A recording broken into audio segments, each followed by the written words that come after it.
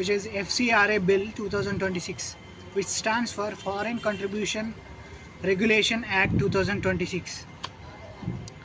The Foreign Contribution Regulation Act Amendment Bill 2026 has sparked major controversy because it gives the government sweeping powers to regulate NGOs receiving foreign funds, including the ability to seize their assets if licenses lapse. Supporters argue it is necessary for national security and transparency, while critics warn it threatens religious freedom, civil society autonomy, and could stifle the welfare work. Let me explain you what is the FCRA, Foreign Contribution Regulation Act 2026. Foreign Contribution Regulation Act governs how NGOs, trusts, institutions in India receive and use foreign donations. And what is the aim of the Foreign Contribution Regulation Act? Its aim is to ensure foreign funds do not harm national interest, sovereignty, or public order. And the key provisions in the 2026 amendment are: new authority, creation of a powerful body to take control of assets of NGOs whose license is cancelled, surrendered, or lapses; stricter oversight, mandatory disclosure of foreign funded assets and tighter compliance rules; transparency measures, improved reporting requirements and penalties for misuse of funds; suspicion powers, government can suspend NGOs licenses more easily. And why it is necessary now? It upholds national security, prevent misuse of foreign funds for activities like forced religious conversions or political destabilization. It upholds the transparency. It closes the loopholes in operating and stop diversion of funds. It upholds accountability, ensures NGOs use donations for declared welfare purposes. And what are the drawbacks and the criticism of the FCRA bill?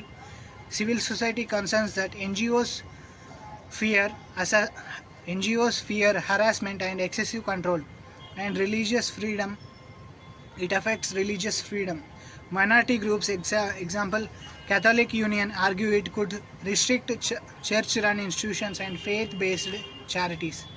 And it threatens autonomy laws. Government authority to seize NGOs assets seen as a disproportionate. And opposition protests say that bill was put on hold in budget session 2026 after strong resistance in Parliament. And the constitutional arguments supporting the bill are: Article 19 Clause 2, reasonable restrictions on freedom of association in interest of sovereignty and public order. Directive principles of state policy, Article 38-39 says that states' duty to protect national interest and prevent misuse of resources. Constitutional arguments opposing the bill, Article 19 Clause 1 Clause C says that right to form associations could be curtailed. Article 25, freedom of religion may be indirectly restricted if faith-based NGOs lose autonomy. Federalism concerns, central authority may override state-level welfare initiatives. And the key suggestions from my side are: independent oversight. Instead of government seizure, create a neutral regulator. And clear guidelines, define misuse of funds to prevent arbitrary action. Safeguards for minority rights, ensure religious and welfare institutions are not unfairly targeted.